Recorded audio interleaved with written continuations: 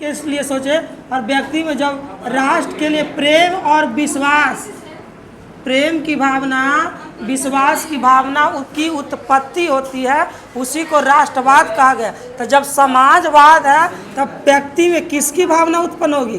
अपने अपने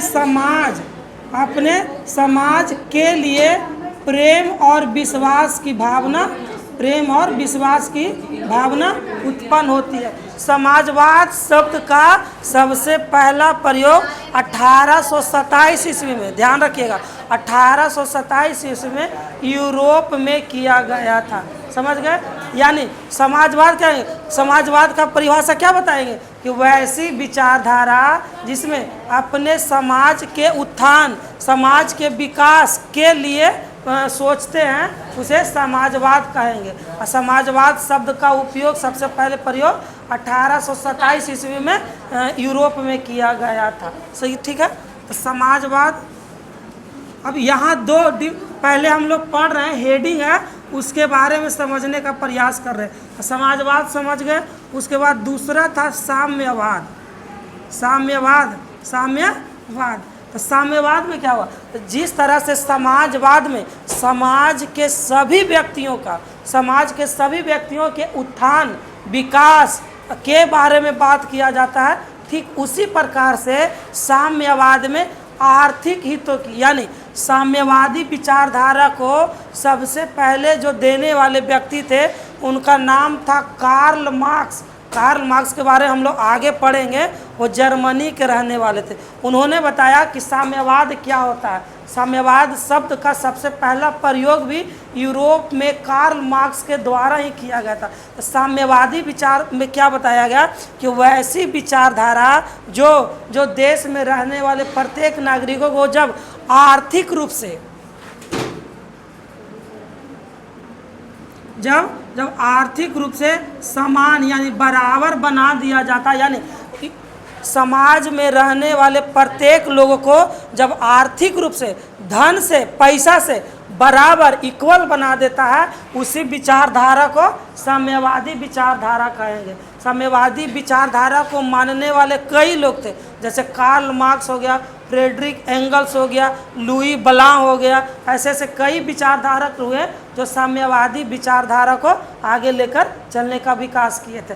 अब यानी साम्यवादी विचारधारा की उत्पत्ति क्यों हुई? तब हम लोग सब जानते हैं कि इंग्लैंड में एक क्रांति हुई थी जिसका नाम था औद्योगिक क्रांति। इसी औद्योगिक क्रांति ने साम्यवादी विचारधारा को फलने फूलने का कारण बना था। तो आगे हम लोग पढ़ेंगे कि औद्योगिक क्रांति होती क्या है। तो पहले यहाँ इसको परिभाषा लिखते चलिए। समाजवाद लिखिए कि समाजवाद क्या होता है।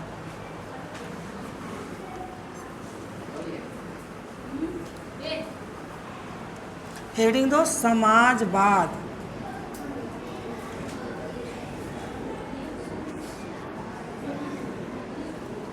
लिखिए, लिख दे, लिखो, वैसी विचारधारा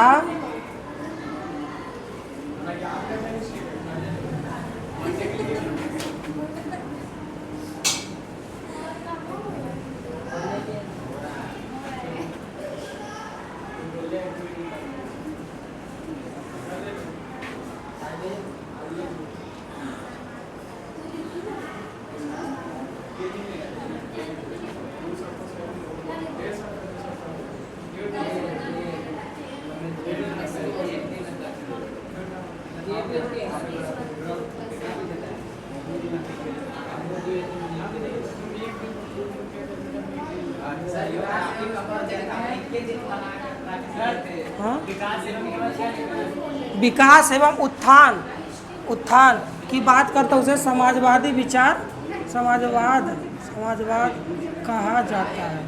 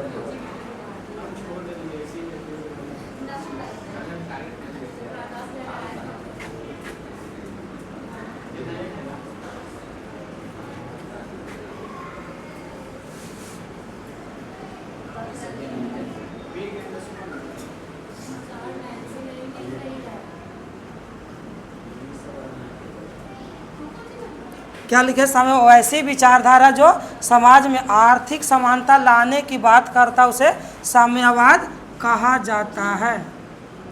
साम्यवाद कहा जाता है। ठीक है, पैराग्राफ चेंज करके लिखिएगा कि साम्यवाद में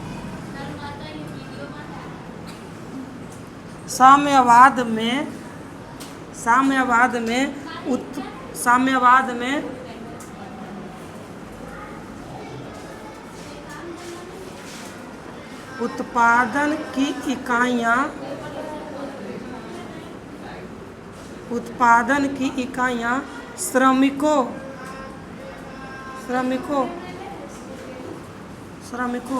के हाथों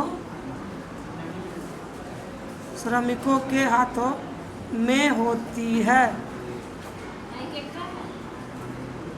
श्रमिकों के हाथों में होती है। यहाँ तक नोट करिए, श्रमिकों के हाथों में होती है। नोट हो गया। इसी में एक लाइन और निकलेना कि नोट करो, ऊपर में हो गया ना। ये यहाँ के बाद होती है के बाद यहाँ हम लिख दे रहे हैं कि साम्यवाद के जनक। देखिए बाबा हुए बार बार क्वेश्चन पूछता कि साम्यवाद के पिता या जनक कार्ल मार्क्स को माना जाता है। यहाँ तक नोट कर लीजिए कि साम्यवाद के जनक किसे माना जाता है? कार्ल मार्क्स को माना जाता है। ये पॉइंट एकदम नोट करके रखिएगा, दिमाग में बैठा करके कि साम्यवाद के जनक कार्ल मार्क्स को माना जाता है। अच्छा, यूरोप में कोई ना कोई तो ऐसी घटना घटी हुई होगी जिसके कारण साम्यवाद की ज़रूरत पड़ गया। तो कोई भी घटना घटने के पीछे कई सारे कारण रहे होंगे। कहा जाता है कि जब 1790 ईस्वी में यानी 18वीं शताब्दी में जब इंग्लैंड में औद्योगिक क्रांति आई, औद्योगिक क्रांति नए फैक्ट्रियों का बनना शुरू हो गया, नई भारी मशीन लगना शुरू हो गया। और जब भारी मशीन लगना शुरू हुआ तब जो फैक्ट्री पहले श्रमिक के बल पर चलता था वही कंपनी अब मशीनों के बल पर चलना शुरू हो गया था। अगला हेडिंग दीजिए औद्योगिक क्रांति। अच्छा ठीक है,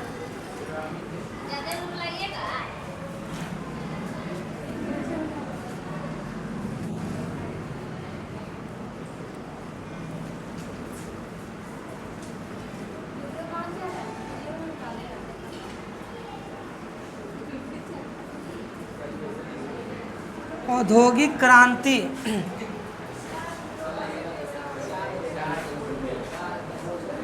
औद्योगिक क्रांति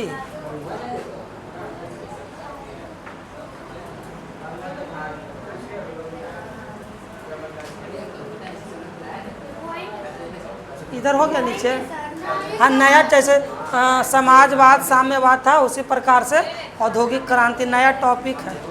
औद्योगिक क्रांति हो गया।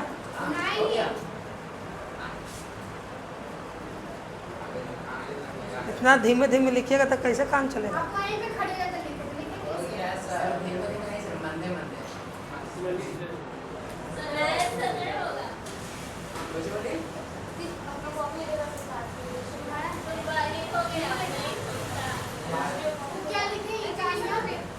इकाइयाँ श्रमिकों के हाथों में होती है।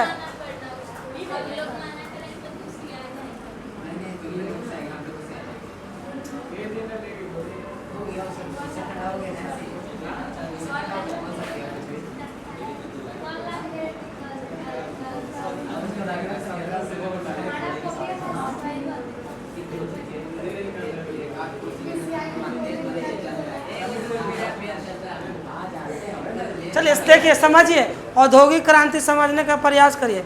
कहा जाता है कि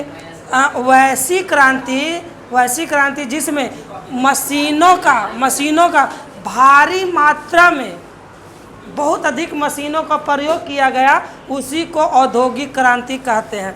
औद्योगिक क्रांति याद रखिएगा कि सबसे पहले हमारे देश में जो हमको गुलाम बना करके रखा था इंग्लैंड में ही सबसे पहले औद्योगिक क्रांति की शुरुआत हुई। और इस औद्योगिक क्रांति में जो सबसे पहले मशीन बनाई गई वो मशीन थी कपड़ा बनाने वाली मशीन।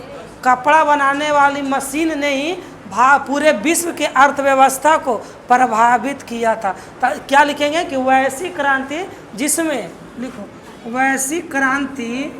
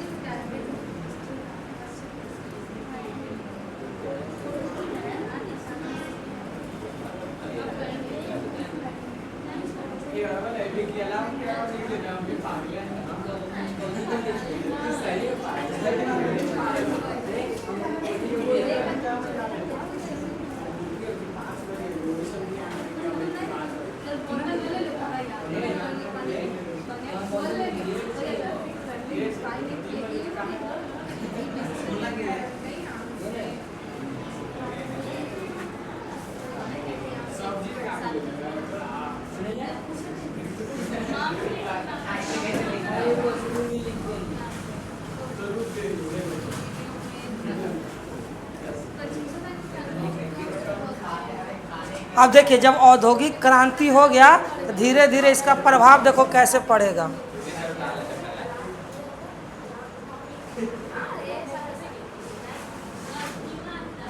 ये वाला बार बार पूछता है बाबू। देखो इंग्लैंड की औद्योगिक क्रांति कहाँ आई थी, शुरुआत कहाँ हुई थी? इंग्लैंड में।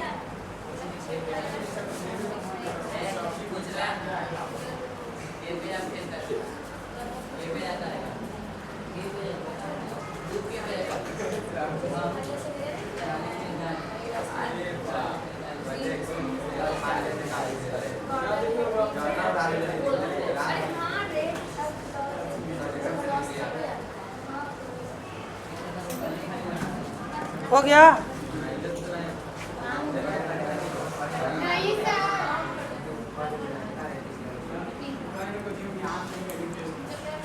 चलो देखो, जब औद्योगिक क्रांति की शुरुआत 18वीं शताब्दी में इंग्लैंड में हो गया, तब इंग्लैंड का जो समाज था, जो देश था, इंग्लैंड समाज था खास करके, वो 2 वर्गों में बट गया। बताते हैं आगे। यहाँ तक लिख ली है, हटा दें? शुरुआत से न मिटा तो आप मिटा रहे कहाँ? यहाँ सर लिखा हुआ शुरुआत। अच्छा, यहाँ से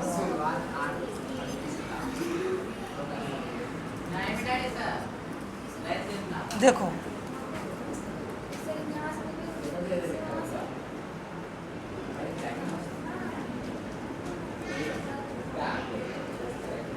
देखिए बाबू, औद्योगिक क्रांति के बाद जो इंग्लैंड का समाज था, यूरोप का समाज था, क्या होता है कि वो 2 भागों में बट गया। वो 2 भागों में बट गया। जो पहला वर्ग बना उसको पूंजीपति वर्ग या कुलीन वर्ग कहा गया। पूंजीपति वर्ग या कुलीन वर्ग। और बाकी जो शेष बच गया उसको श्रमिक वर्ग कहा गया। श्रमिक वर्ग कहा गया, मजदूर वर्ग कहा गया, मजदूर वर्ग, गरीब वर्ग कहा गया, सब कहा गया। तो औद्योगिक क्रांति के बाद क्या हुआ? हाँ तो ये कुलीन बोलो, अमीर बोलिए, सब है इसी में। अमीर भी लिख दे, कुलीन का अर्थ अमीर ही होता है, सब एक ही है। हाँ नहीं, जैसे यूरोप के समाज में, समाज जो प्राचीन काल का यूरोप का समाज था, वो इसके 11th में जाओगे तो और डीप में पढ़ा, 3 वर्ग बताया जाएगा। वहाँ बताया जाएगा कि ये पादरी वर्ग, कुलीन वर्ग और श्रमिक वर्ग। तब पादरी वर्ग यानी जो चर्च की देखभाल करते थे उसको पादरी वर्ग का, पादरी वर्ग और कुलीन वर्ग कोई टैक्स नहीं देता था। टैक्स का सारा भार किस पर रहता था? श्रमिक वर्ग, मजदूर वर्ग पर रहता था। तो वहाँ 3 वर्ग बताया जाएगा, क्योंकि हम लोग अभी औद्योगिक क्रांति पढ़ रहे हैं। समाज ये यूरोप के समाज की व्यवस्था नहीं पढ़ रहे, यूरोप में व्यापार के बारे में पढ़ रहे, उद्योग के बारे में पढ़ रहे। उद्योग के दृष्टि से यूरोप के समाज को 2 भाग में बांटा गया, एक अमीर वर्ग और दूसरा गरीब वर्ग। गरीब वर्ग सुनो ध्यान, 18वीं शताब्दी के बाद क्या हुआ कि एक वर्ग था जो पैसा बहुत अधिक आ गया, बहुत अधिक, नया नया कंपनी खोला, भारी भारी मशीन बैठाया, तो वो वर्ग क्या हो गया? अमीर वर्ग बन गया। अब जिस कंपनी में, सोचो ध्यान से, कि जिस कंपनी में पहले मशीन नहीं थी तो वहाँ लेबर काम करता था। मान लो कि एक कंपनी है जिसमें 100 गो लेबर काम कर रहा है, सब हाथ से कपड़ा बन रहा है, लेकिन एक मशीन आ गया और एक मशीन ने 25 लोगों का अकेले काम कर दिया। एक मशीन ने 25 लोगों का अकेले काम कर दिया। तो बताइए, ये कंपनी का जो मालिक है वो 25 मजदूरों का छटनी कर देगा कि नहीं? एक कंपनी बराबर 25 मजदूर, तब 25 गो को हटा दिया तो कितना बच गया? 75। ये जो 25 गो बच गया बाबू, वो गरीब हो गया, वो बेरोजगार हो गया, वो क्या हो? गरीब हो गया, बेरोजगार हो गया। तो जो गरीब बच गया, जो बेरोजगार बच गया, उसी को तो श्रमिक वर्ग, मजदूर वर्ग और लेबर वर्ग, गरीब वर्ग कहा गया। तो ठीक इसी प्रकार से क्या हुआ कि यूरोप का एक वर्ग क्या था? एक वर्ग जो था वो अमीर वर्ग था। इसी को क्या बोला गया? पूंजीपति वर्ग बोला गया, पूंजीपति वर्ग। और ये कैसे वर्ग थे? तो ये श्रमिकों का शोषण करने वाले वर्ग थे, इसीलिए इसको एक और नाम से बुलाया गया। कौन सा वर्ग? तो शोषक वर्ग। यानी ये जो अमीर वर्ग जो था वो इंग्लैंड के लोगों का, इंग्लैंड के श्रमिकों का क्या करता था? शोषण करता था बाबू, शोषण करता था। शोषक यानी शोषण करता था, तो शोषक वर्ग कहलाया। और जो दूसरा वर्ग कौन था? श्रमिक वर्ग।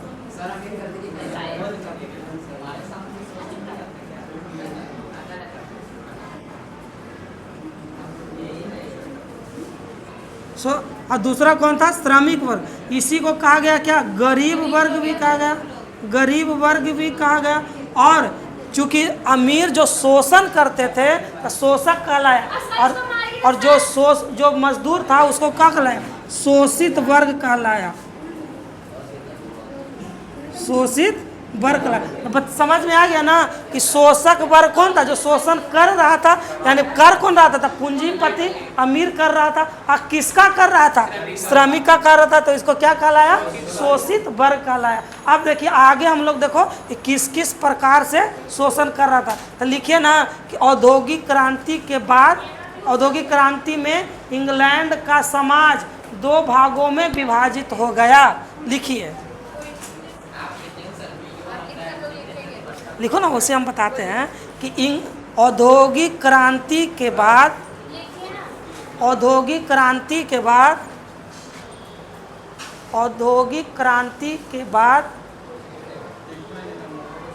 इंग्लैंड का समाज, नीचे वाला लाइन से लिखिए, स्टार मार्क दे करके लिखिए कि औद्योगिक क्रांति के बाद इंग्लैंड का समाज या यूरोप का समाज, दोनों ही थे। कि बाद यूरोप का समाज, हाँ दोनों एक ही है। नीचे वाला लाइन से लिखिए, हाँ इसको न लिखो, हम बताते हैं कैसे कैसे लिखो। लिखिए कि औद्योगिक क्रांति के बाद यूरोप का समाज 2 वर्गों में विभाजित हो गया। 2 वर्गों में विभाजित हो गया। 2 वर्गों में विभाजित हो गया। पहला, रोमन में लिखिएगा, पहला पूंजीपति वर्ग, पूंजीपति वर्ग या कुलीन वर्ग, 3 नाम से जाना गया, कुलीन वर्ग या अमीर वर्ग।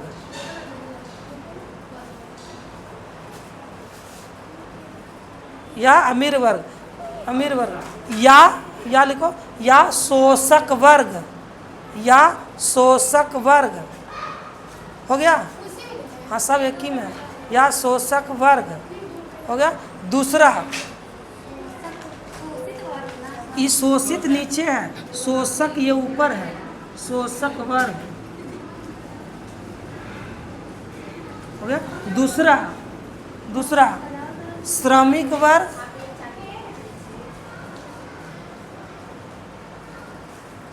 वर्ग, या मजदूर वर्ग या गरीब वर्ग, या शोषित वर्ग। यानी श्रमिक जो था वो शोषित में आया और पूंजीपति वो था शोषण में आया। तो देखिए, औद्योगिक क्रांति के बाद श्रमिकों का शोषण कैसे कैसे हुआ। यानी हम बोलेंगे कि औद्योगिक क्रांति के बाद पूंजीपति वर्ग ने या अमीर वर्ग ने श्रमिकों पर क्या क्या अत्याचार किए। तो नया हेडिंग दो, कंपनी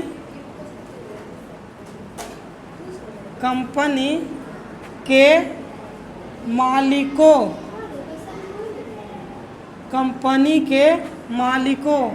का अत्याचार, कंपनी के मालिकों का अत्याचार। अब सुनो, जब यही अत्याचार करेगा तब जर्मनी के एक व्यक्ति उठेंगे और श्रमिकों की बात कहेंगे। ये हम आगे बताएंगे। इसकी कार्ल मार्क्स वहाँ से उठता है, उस श्रमिकों का दुख उससे देखा नहीं जाता है। वो कहता है कि क्या कि अब हम कब तक श्रमिकों के अत्याचार को देखते रहेंगे। कब न कोई तो एक व्यक्ति ऐसा होगा जो श्रमिकों के बात को उठाएगा। जैसे देखो, जब भारत अंग्रेजों का गुलाम था, तब उसी समाज से कोई एक व्यक्ति उठा और भारत की आज़ादी के बाद बात कही। ठीक उसी प्रकार से इंग्लैंड में, यूरोप में कोई ना कोई ऐसी व्यक्ति उठेगा जो श्रमिकों के उत्थान, श्रमिकों के विकास के बात कहेगा। तो आइए देखते हैं कि जो यूरोप के कंपनी के श्रमिक था, यूरोप के कंपनी के जो मालिक था, वो अपने श्रमिकों पर कैसा कैसा अत्याचार करते थे। तो देखिए, जो सबसे पहला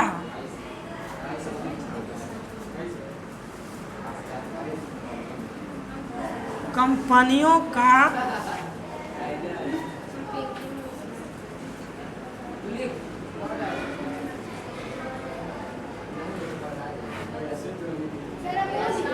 हाँ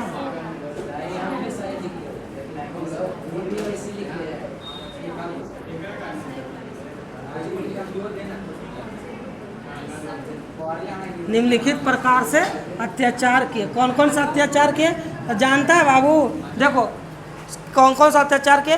तब जो श्रमिक का काम का घंटा था वो बहुत अधिक था।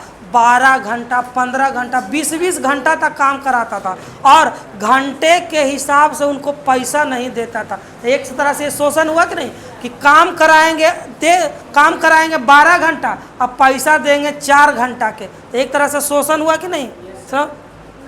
तो जो सबसे पहला शोषण था कि काम के घंटे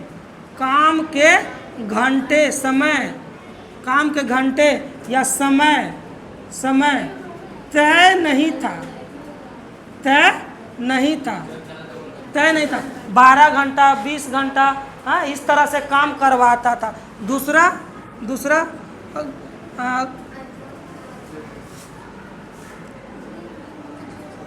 श्रमिकों को यानी श्रमिक का कहने का मतलब क्या हुआ, जो कंपनी में काम कर रहा है, लेबर काम कर रहा है, उसी को ना, मजदूरों को ना श्रमिक कहा गया। यानी श्रमिकों को वेतन वेतन बहुत कम मिलता था, बहुत कम मिलता था। तीसरा तीसरा श्रमिकों के स्वास्थ्य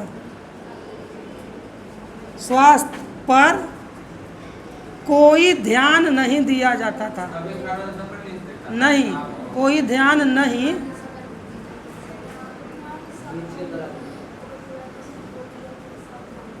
कोई ध्यान नहीं दिया जाता था। यानी जो फैक्ट्री के जो कैंपस था, बाउंड्री था, उसके अंदर एक प्राथमिक उपचार केंद्र होना चाहिए था, लेकिन फैक्ट्री के मालिक क्या था, केवल अपने लाभ के लिए सोचता था कि कितना अधिक से अधिक लाभ हो सके। उसके चलते उसने क्या किया कि किसी भी प्रकार के स्वास्थ्य केंद्र को नहीं खुलवाया था। श्रमिक बीमार भी पड़ जाता था तब भी उससे घींच करके काम करवाया जाता था, यहाँ तक कि उसके बुजुर्गों से, बच्चों से, बच्चियों से, सब से काम लिया जाता था। हाँ, देखो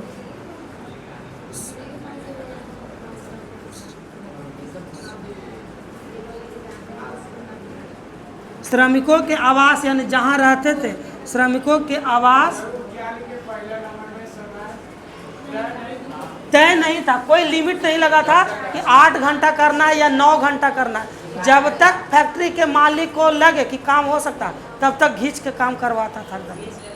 हाँ, यहाँ कहा जाता कि 21 घंटा 23 घंटा तक काम करवाता था, कई दिन तक सोने नहीं दिया जाता था, इतना अत्याचार होता था।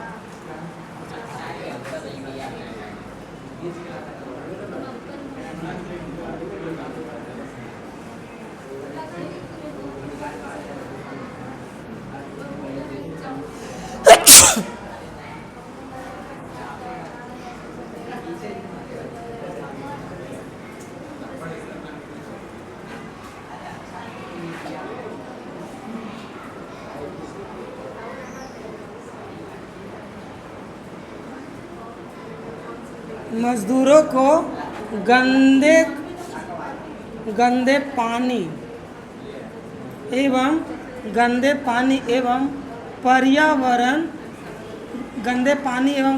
पर्यावरण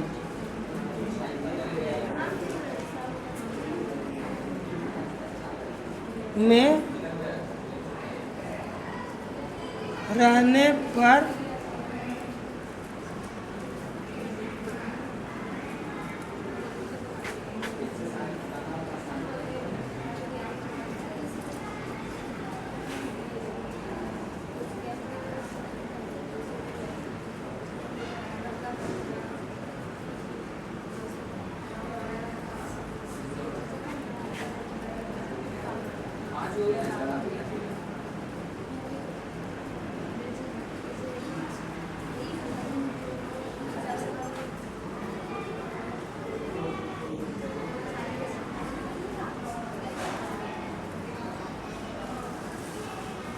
देखिए इतना सारा अत्याचार किया, तब उसी अत्याचार से कोई ना कोई अब क्रांति का उत्पन्न होगा, कोई ऐसा व्यक्ति आएगा जो क्रांति कर देगा। उस व्यक्ति का क्या नाम था, कार्ल मार्क्स आएगा।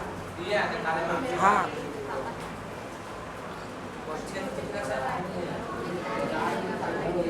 चलिए यहाँ तक नोट करिए, 6 नंबर तक हो जाएगा तब बताइएगा। सर लिख के तो तक खड़े हो जाइए क्या?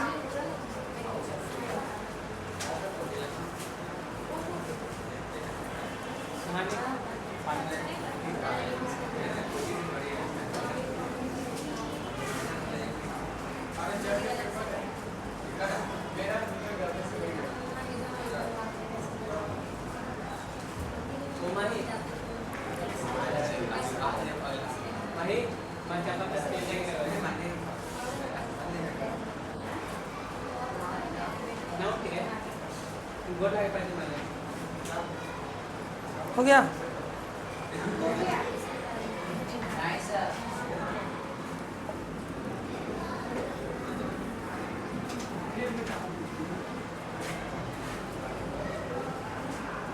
देखिए इतना सारा अत्याचार किस पर हो रहा था? श्रमिकों पर, मजदूरों पर हो रहा था। तब उसी के उपरांत कुछ ऐसे समाजवादी उभरे, सुनो ध्यान से, कुछ ऐसे समाजवादी उभरे जो समाज के विकास यानी श्रमिकों के उत्थान, श्रमिकों के विकास, श्रमिकों पर हो रहे अत्याचार से मालिकों को अवगत कराया। तब उसी समाजवादी विचारकों को दो भागों में बांटा गया। एक जो था वो कार्ल मार्क्स के पहले का समाजवादी और एक जो था कार्ल मार्क्स के बाद का समाजवाद कहलाया। समझ गए ना? तब समाजवाद को दो भागों में बांट दिया गया था। औद्योगिक क्रांति के बाद जो इंग्लैंड का, यूरोप का जो समाजवाद था वो दो भागों में बट गया था।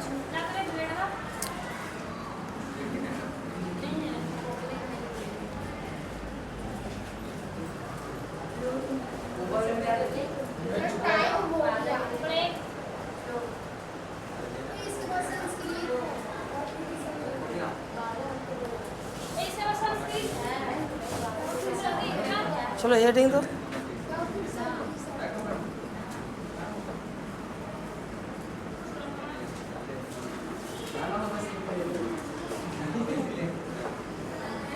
हेडिंग दीजिए, समाजवादी विचारधारा। समाजवादी विचारधारा।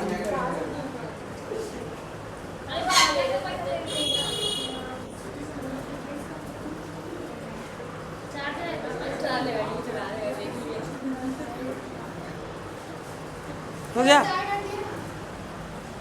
तो देखिए समाजवाद में हम लोग क्या पढ़े थे कि समाज के उत्थान, श्रमिकों के उत्थान के बारे में, समाज के विकास के बारे में बात किया जाएगा। तो ये विचार यानी विचार का मतलब क्या हुआ कि व्यक्ति क्या सोचता है। विचार का मतलब वही ना कि व्यक्ति क्या सोचता है। तो विचारधारा के बारे में, तो समाजवादी विचारधारा किसको बोला गया? तो वह जिन व्यक्तियों में, देखो समाजवादी विचारधारा में जिन व्यक्तियों में या वैसी विचारधारा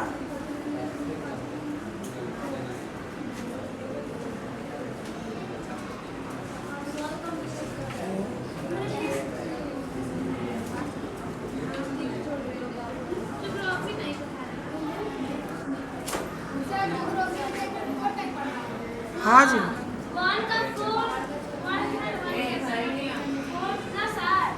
हाँ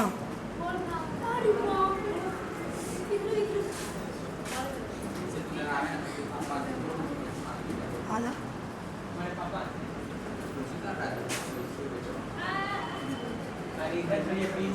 ये तुम बायो को फेयर लिखो उसका।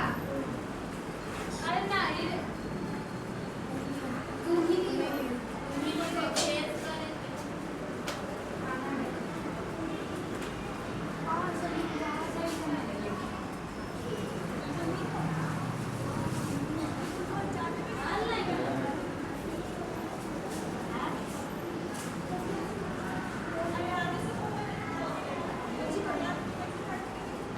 से समाजवादी विचारधारा कहा गया। बस एक लाइन और है उसमें, समाजवादी विचारधारा। कल हम लोग पढ़ेंगे समाजवादी विचारधारा कितने वर्गों में बट गया। दो प्रकार के समाजवादी, एक है जो कार्ल मार्क्स के पहले है और एक है कि कार्ल मार्क्स के बाद है। एक को बोला गया यूटोपियन और एक को बोला गया वैज्ञानिक। जो यूटोपियन था उसको दो और नाम से जाना गया। पुराने विचारधारा वाले लोग स्वप्नदर्शी विचारधारा समाजवादी लोग बोला गया। और इसी में हम लोग आगे फिर पढ़ेंगे। आज के लिए बस इतना ही रहे। कौन